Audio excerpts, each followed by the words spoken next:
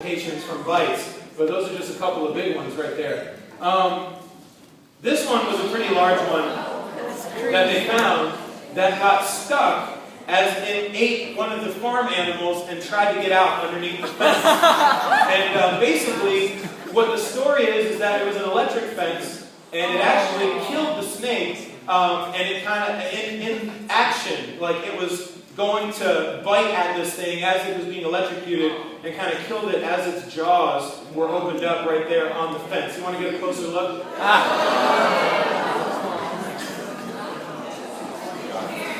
Hey, this is in the Bible. I'm just trying to bring the Bible to life. I mean, it says the devil is a snake. That's a big mouth. That's 20 inches from top to bottom. This is the description of our enemy, the devil, who's trying to get at us here. Most snakes have 6 rows of teeth, more than 200 combined, which they do not use to chew, since they point backwards, but they bite and grip their prey securely. This is a killing machine. Made by God. I got nothing against snakes. But I got something against the devil, who's described as a serpent. And even if you're looking at a snake that looks completely dead, it's lifeless. There's no way it can do anything. Even if that's the case, there's still like a fear there, right? And that's one huge...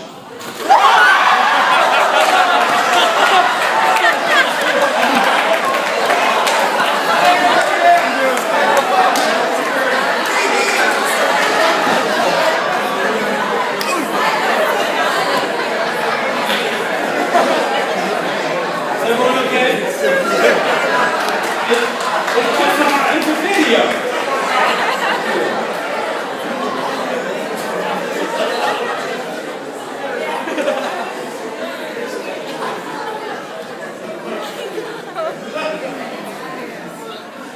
Forgive me. But you don't play with a snake like that. From his mouth the serpent spewed water like a river. Revelation 12. Many snakes are able to eject spray, which is their poison, at the eyes of an enemy, usually ones that are taller, projected for distances up to 8 feet with precision accuracy. The goal of a direct hit is blindness. And it says in 2 Corinthians chapter 4, verse 4, the God of this age, talking about Satan, has blinded the minds of unbelievers so that they cannot see the light of the gospel of the glory of Christ. Satan blinds us with fear. He blinds us with fear. Many of us maybe have even suffered and lost spiritual vision because of fear. Because of something that's happened in the past that causes fear. And us projecting that fear onto the present and the future. We could be afraid of what might happen if we step out on faith, if we get radical or zealous in our belief in God, in our profession of our faith, afraid of confessing, afraid of being open, of being transparent. What an amazing and inspiring example. Guy Hammond coming on Wednesday and sharing about the last 25 years of his life and how before that he lived an active homosexual lifestyle and taught with such passion about how he repented and how he changed, but how the goal was not heterosexuality, but it was holiness. Yeah. And teaching us from a scriptural point of view how to reach out, how to love, how to understand. That takes guts. Yep. You say, well, guy's 6'4" and 250 pounds. No one's going to mess with him. Now, as he shared, it's not something he looks forward to doing, getting up in front of hundreds of people and sharing all of his weaknesses. But as his ministry states, it's strength in weakness. We can be so afraid of what our peers, neighbors, co-workers, classmates think if we start mentioning the name Jesus, afraid we might lose our job if we don't Stop compromising the little things that we do. If we don't stop laughing at the boss's crude jokes, or compromising on the timesheet, or cheating, or lying, or little cover-ups, we're afraid we might not get the promotion or the grade if we don't cut the corners that we've been cutting. Right. We're afraid that we might commit so much energy and time to our convictions, to our spirituality, and to God, that we'd have nothing left over for ourselves. We're afraid of cookie giveaways. Yeah. I know I was. Not enough cookies! I was afraid. Man, we need cookies! It's ridiculous sometimes when we look back, but I appreciate Rachel sharing. Some of us were in a panic. Yeah. It's like, okay, they're cookies, relax. We can go get Oreos. No, we can't! These are homemade cookies. This is a show of our hospitality.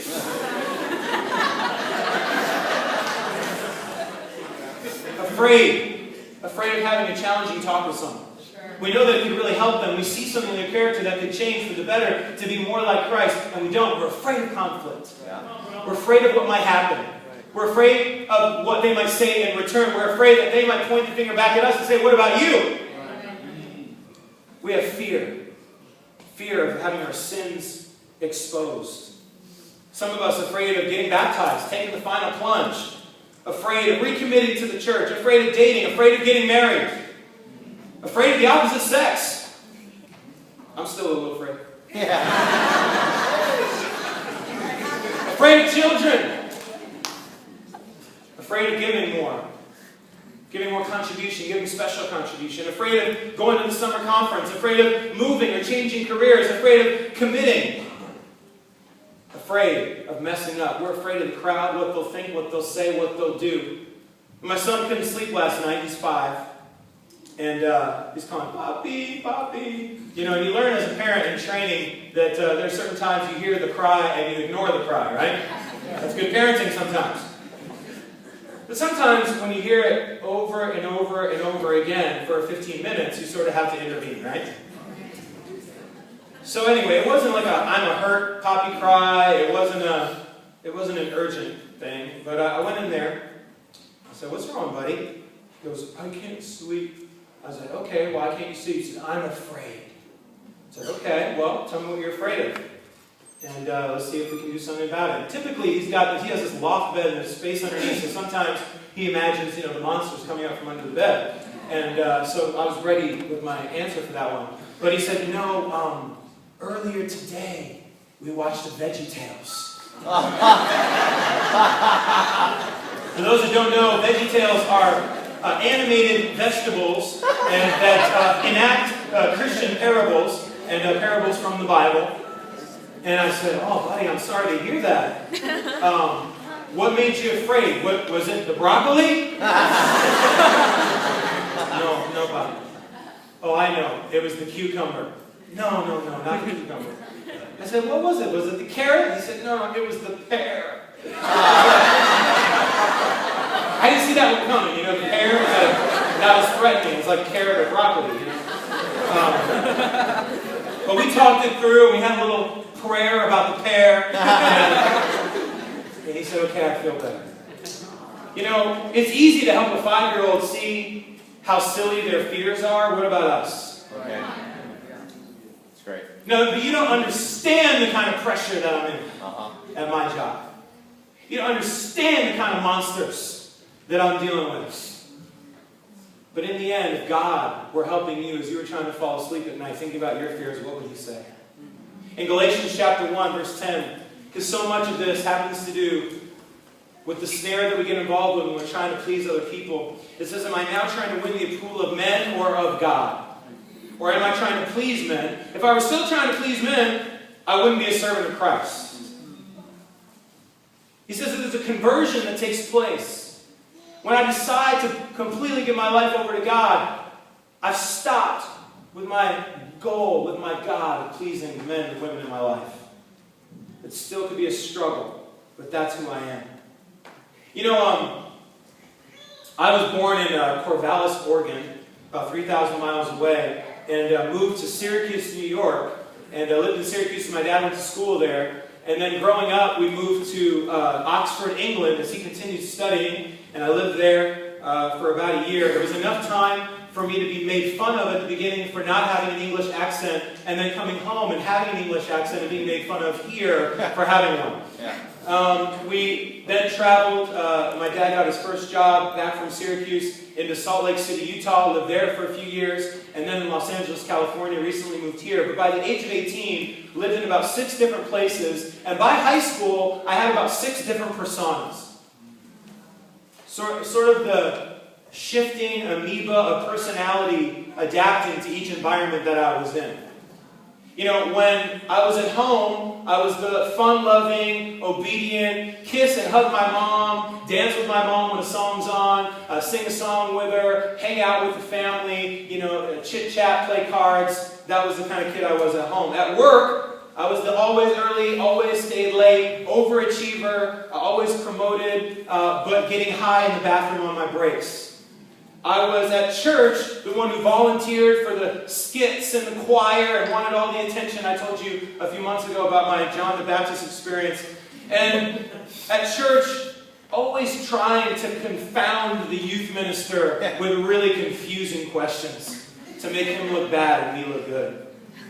At school, I was a straight A student. My different persona there, though, was that although I got my straight A's, that earned me, in my mind, the entitlement to be able to challenge all my teachers on everything that they said. So I would raise my hand and got in so much trouble that they sent me one day not to the principal's office, but to the debate room after school, because it was basically my punishment that I would have to do one practice with the debate team for always debating these other teachers. I ended up joining the debate team and became captain of the debate team, and ended up getting a full-ride scholarship to the University of Southern California because I argued so well.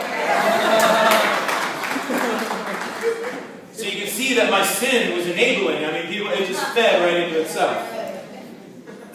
I played soccer. I played Olympic development soccer here in New York, went to Utah and became captain of the high school team. I was the fun captain who could relate to people off the field, but on the field it was all business, yelling, cussing the other kids out, whatever we could do to make sure we played to the top of our ability. And then, of course, I was the partier. Skipping school, saying I had debate tournaments to my English teacher when really I was going off to hang out, to party, to do drugs, going to raves, doing whatever I could. These were my 6 personas, and my goal was to please every superior and win the attention and approval of every peer in every one of those environments as long as I was in them. You think I was successful? Well, when you try to keep lives like that separate, what's bound to happen? They all come crashing in. It's only a matter of time, really. It took me a few years. I was pretty good at that game for a while. But then it crashed. The youth pastor was done with me. Parents didn't trust me. Teachers and coaches stopped writing letters of recommendation. Friendships disintegrated because who would want to be tied to a sinking ship? And then what happens when the people you're trying to please all disappear? See, then you're confronted with yourself. And that's when I entered a period of great self-destruction. Maybe you guys can relate. But when you face yourself and you start thinking, wow, everyone's abandoned me because I'm horrible, and I'm not admired, I'm not validated, I'm not loved, so I must not be worth it, and I must not be lovable, therefore I should start destroying myself. And that's exactly what I did with drugs, immorality, losing myself in darkness. And I tell you, if it wasn't my junior year in college, when a girl in my French class invited me to church while I was high in French, there's no way I could tell this story. I think somewhere down the road, the lives would have crashed in, and you know what the consequences would have been. You know, I found someone I could truly count on. And when I first came to church, I felt so awkward and uncomfortable sitting in that church and hearing the preacher talk about sin and pride and arrogance. There were about 1,000 people in the Wiltern Theater in Los Angeles, and I thought, man, this girl in my French class handed a note to that preacher before we got in, and he's preaching, he's looking right at me. I feel his eyes on me. This is a setup, this is a conspiracy, and I'm never coming back. He's talking about lust and immorality and cheating and drugs. I'm like,